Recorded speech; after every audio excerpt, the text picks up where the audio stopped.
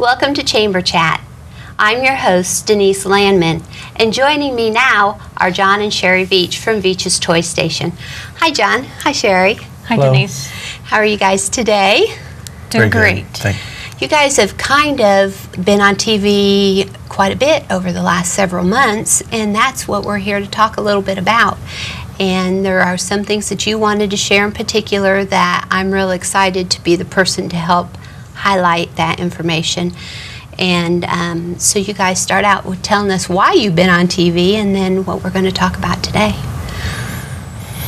We were contacted day after Thanksgiving by producers from the NBC Today show that wanted to do a store makeover. And we had certain criteria that they wanted us to meet, and we met that criteria. And we were the recipient of a store makeover by a man by the name of Martin Lindstrom. And that was NBC? NBC, the Today Show, and it was on the weekend edition. It was on a Saturday and Sunday of the Super Bowl weekend, the first in February, and it was quite a month and a half or 2 months leading up to that show with restructuring of the store and rebranding ourselves. And that's kind of what we're going to talk about today, because everybody's seen what was on TV, or a lot of people seen what was on TV, and of course they chose what was shown and the perceptive of things. But one of the things that we're going to talk about is community and how they helped make things happen for you. Right. So I know there were a lot of people involved. I mean, do you guys even have an idea of how many people from the Wayne County or Richmond area community came in and worked? I mean, there were people all over the place. We looked like a little ant hill in your store when we were over there and helping some. So tell us a little bit about that.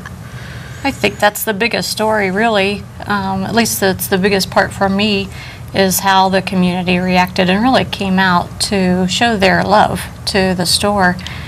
So there were huge numbers of people who came out on the day of the reveal or the party, but there were, I didn't count how many single people, but I imagine there were at least 100 or more people, maybe more like 200 involved behind the scenes.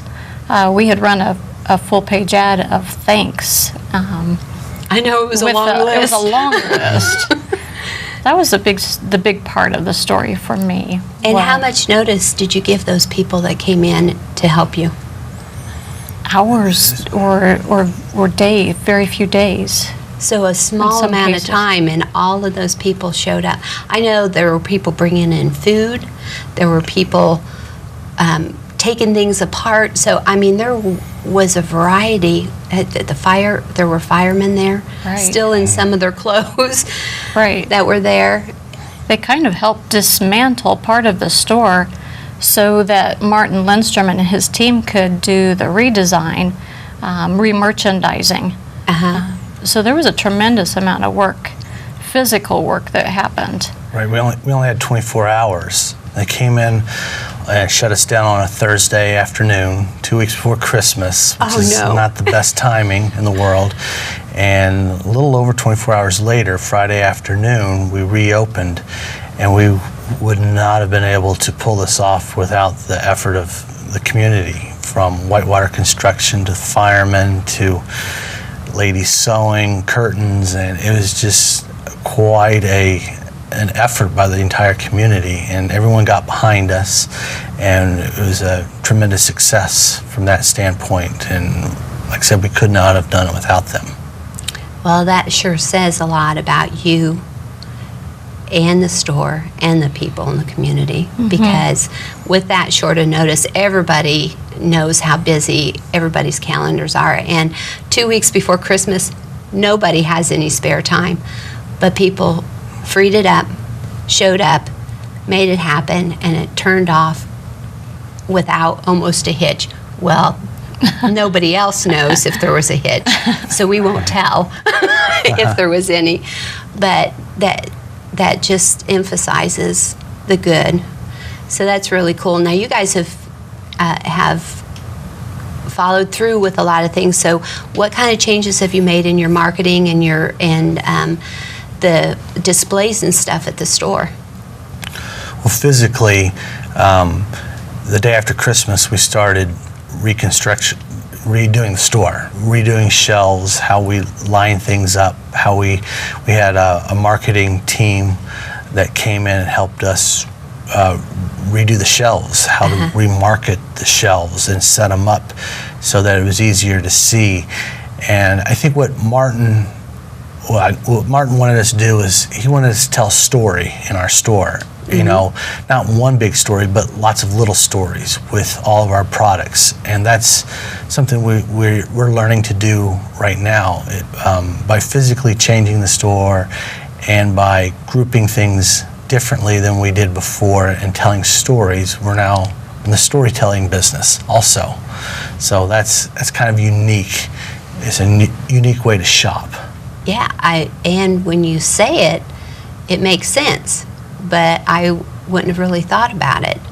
Well, there's so much emotional stuff that goes into shopping. You know, when you make those emotional connections, it recalls memories from your childhood that evokes, you know, joy and happiness. So those are the stories. Those are the memories that we want to bring alive and make real in the store. The triggers that maybe sell more things.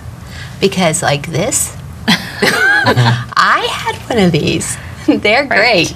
Right. And I didn't even know they still made them. So walking into your store and seeing that, I would be going, oh, I have to have that for my grandson. He would play with that for hours. And so I'm sure that does make a huge difference. Nostalgia is a strong suit of the store. People walk in and they have their own memories of the store, being there when they were a child. Back when it was a department store and the toys were in the basement. We hear that many, many times a day. So yeah, it goes down to the choices of toys too, to bring about those great childhood memories and make great childhood memories today. So in displaying, you also have some interactive, or the interactive pieces are put in each one of these almost story areas now, right? So what kind of toys are out that kids can interact with? We'll put anything out that kids can play with, can interact with. You know, that's the idea. To have a toy that does all the work for the child is not any fun. The toy has to have play value. And by putting toys out, like construction toys, where kids can build and use their imagination, that's what we're trying to strive for, is get things out of the box. And we have lots of different toys that are out. You know, Playmobil toys, which is role playing, and wooden trains where kids can, you know, be their own engineer. Yeah, you have the table out, right? Tables at kid height for the trains. That's where my granddaughters go immediately when we walk in the store, is to the Thomas the Train and the wooden train area. So being able to interact with those toys and try some of them out before they're able to be purchased, and so that's really neat too, and that's part of what your store does, and one of the special things about it. Parents and grandparents want to know that the child is going to like and play with that toy, and part of trying it out and feeling it is a sensory connection. One of the senses, you know, touch is very important. Right. So we're just starting to learn about all the needs that kids have with special needs, and that's a huge, vast territory that we need to learn a lot more about. We all do. But touching, feeling the toys is very important. It does, and you're right about that. And all the technology and the electronics is good. I mean, that stuff is what's going to propel us into the future. But as kids learn and they grow and they develop, it is the sensory, it is the touching, the seeing, the hands-on type of things that actually make them grow stronger and into the direction of the technology that they would get later in life, which is okay, but let's keep them playing and building their memories and thoughts behind all these toys. So your place is awesome. I love it. You guys did talk to me earlier about you're going to become maybe a little more involved with the community. That's one of your goals. So how are you guys going to do that? Is there a focus that you're going to make, or is it just something you're going to work towards and work on? It's part of the marketing plan that Martin gave to us and worked with us on some ideas. We definitely want to be more involved with the community. One of the things, for example, one of the things we like to do, we've enjoyed in the past couple years and we're getting ready to do, is go to Star School for their business fair. And we get to connect with kids, and they ask great questions about the business, different aspects of it. So watching them, their minds work as they form these questions for us is great fun. Wow, we've gotten neat. a chance to play games with Boy Scouts one evening, and that was fun. So it's great to interact So and you're see how the taking- toys are being used. You're and- taking the Right. toys to them as well as they can come Right. in and see them. Right. Letting the kids toy test and see what they like. And Does that help you choose what you're going to sell at the store? yeah, it sure can. You know, the most expensive toy is one that doesn't get played with. And seeing the kids playing with the toys, you know, then we know, hey, this is popular. This is what kids want. This is how kids interact with each other. And toys are a great tool Yes, they are. in that sense. And important tools, and a lot of people don't look at them that way, but they are. I know that when I walk in your store, even at my age, I probably lose 40 years and go right back to being a kid again. So thank you for sharing everything. Thank you for giving back to the community, and I thank our community for everything that they've done for you, and I'm very proud to be in Wayne County. Thank you guys for Thank joining me you. today. Thank you.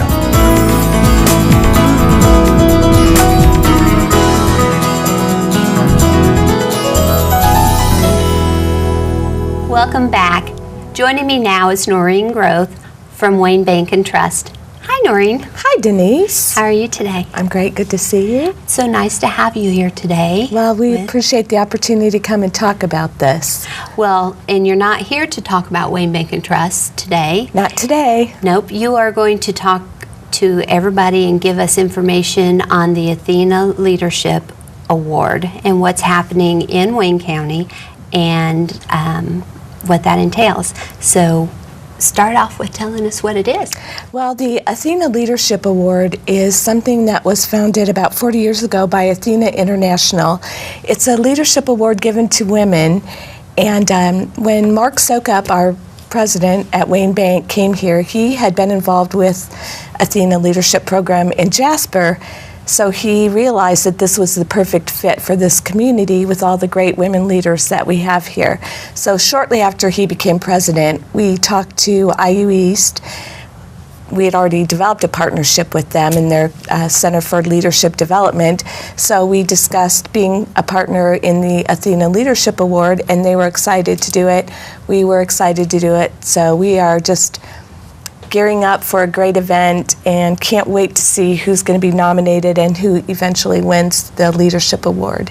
And one of the neat things, you did partner with IU East, and there's a reason why the thought that this is a neat thing for Wayne County was brought out of this. And you told me there are 3 sisters who own Wayne Bank and Trust now, correct? That's correct. Mr. Boyd's daughters, Wendy Semba, Kristen Scroggum, and Bonnie Boyd Kruckenberg, are the owners of Wayne Bank. And then we have IU East with the new female chancellor, Kathy Cruz-Uribe. So it's a perfect fit for our county. That's really cool, and to have you partner together on it to bring it here. So you're bringing it because of all the great ladies here. Correct. And that's neat. And when's this going to happen? It will be June 12th at 6 p.m. at Forest Hills Country Club. And we are still working out the details. But the one thing that I do want to talk about is the nomination forms. They are due to the committee by May 5th, and they can be found on our website, waynebankonline.com, or you can call me at Wayne Bank, or you can call Stephanie Hayes-Massoni, my great co-chair, who wasn't able to be here today. She's at IU East. And we can get those forms to you. There was something I noticed on the forms that kind of tickled me because of the businesses that we are in. But it said the deadline is May 5th. That is correct. There are no exceptions. That is so correct. if you're going to nominate somebody, please, please have the documentation in and ready, because you guys aren't making this decision. Well, there's a committee that will be making the decision. Right, and that's an Athena committee, No, actually, correct? it's a local Is it a local committee. one? Oh, Right. good. That's Yes, good. because we know these people, and we know what they've done, and it'll be a great decision. I'm sure it'll be a hard decision Oh my with gosh, all I'm of the sure. nominees that I expect that we will get. But I'm sure that the committee will do a great job in determining who gets this great award. And then the person who does win the award also gets to go to the Athena International Conference in Chicago as the award winner. Nice. Yeah, I think it's going to be That's great. really neat. So I'm sure with every event we have someone who is going to be speaking. So is there a keynote speaker? Because I'm sure it's going to be someone awesome. There is. Her name is Shari Veach, and she is the vice president of the Eli Lilly Foundation and also the community outreach VP for Eli Lilly. So she has a lot of interesting things to convey, I'm sure. We're very excited that we got her to come and speak. Wow, that's pretty exciting. Yeah. And she's coming over to Wayne County in Richmond, Indiana. That's so right. That's neat. There's also a really great trophy that will be given to the award winner. It's, I believe, bronze with crystal, and it's the Athena symbol. So we have ordered it, and we're excited to see it, but it hasn't arrived yet. Well, that's neat to be able to have that, and they'll be able to take that with them then and have that forever. It'll be like an Oscar. I'm not sure how you guys are going to decide, or the committee's going to decide between all the great people or great women here in Wayne County Right. that I know are going to be nominated for this. So you have almost everything then in place, and Right. We have a few more things to decide, and we've been shooting the press release out to as many organizations as we can, hoping that people will forward it. It's been on Facebook, it's on our website, and I know IU East has been doing the same. We've sent it to the local newspapers and the chamber here, the chamber in Cambridge City, and we are just hoping that people will forward that out to other women that they know, or even men who can nominate the women in their lives. And so we are just hoping for a really great turnout. oh, I'm sure that you'll get it. I know that my email has seen it a couple times.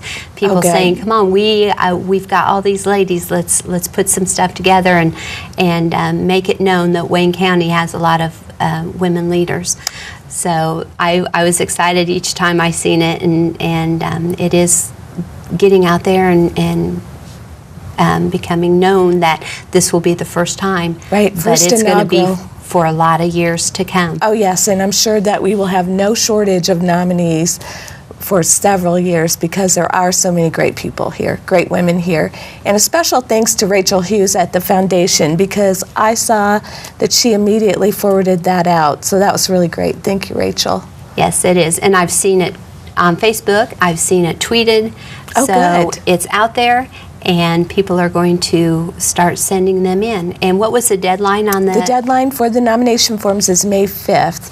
The event is June 12th at 6 o'clock, and invitations will be going out soon, but you do not need an invitation to attend. If you are interested, give us a call. I'll take your information down. Stephanie Hayes-Massoni at IU East as well. Just give us a call and ask any questions that you have, and we'll get you on the mailing list for the invitations as well. Okay. Well, that's great. And I know Stephanie wanted to be here but was unable to. So thank you, ladies, for working very hard on something that means a lot and is going to be an awesome thing. Great. We're excited too, and thank you for having me here today to talk about it. Well, you're welcome, and thank you again for joining us.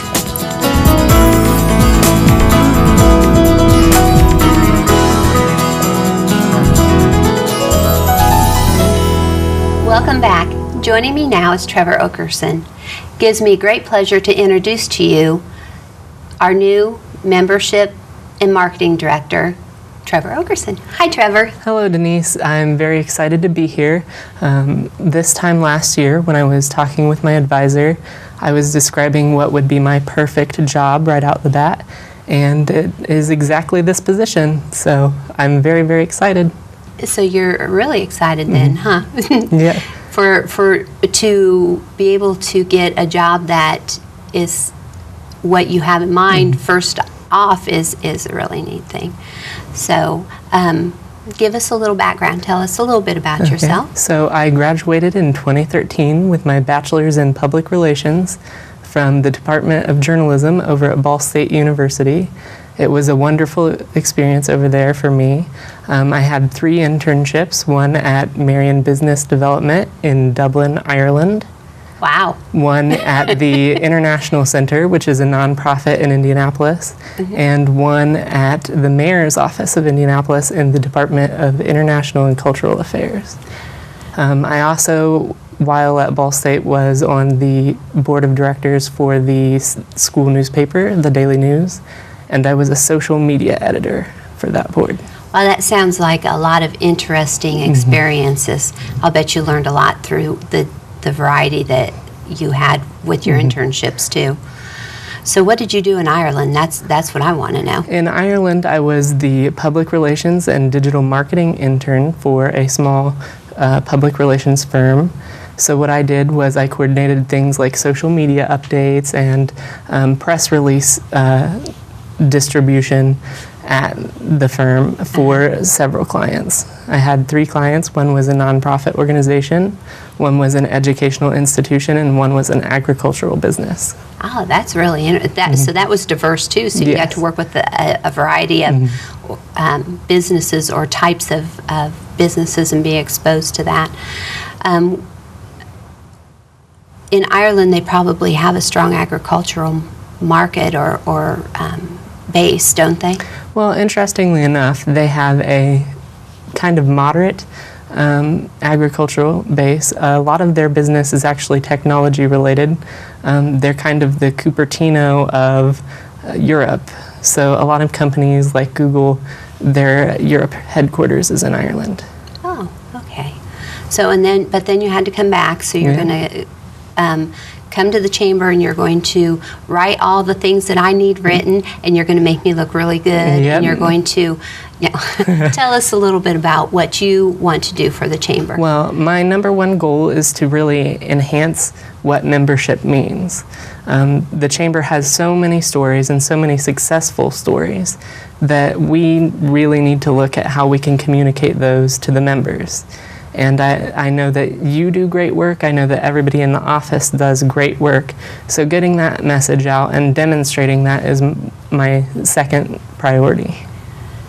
Well, that's really cool. And so that's your second priority. Did I miss your first priority? My first priority is to enhance the value of membership. Well, I'm sure all of our members are glad to hear that. And I'm glad to hear about your second piece.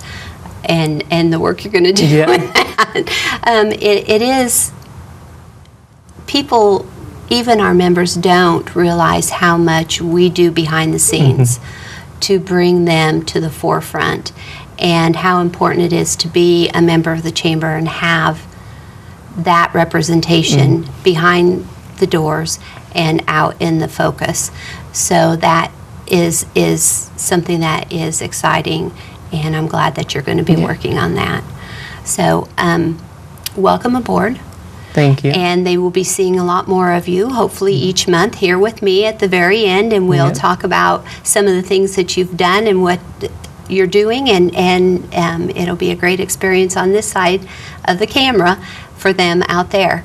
The one thing I wanted to tell you about that I'm excited about is the School is Cool program, and the School is Cool will have a night at the River Rats coming up, and that is May 30th. And there'll be a lot of kids there. It's the night of the Reed fireworks, and so it's just really a fun thing. And I wanted to make sure that you were aware of that, because I don't think I'd gotten to tell you yet. And everybody in our watching us knows it too. So that is May 30th at the River Rats. And thank you again for coming today. That's very exciting. Thank you for sharing that.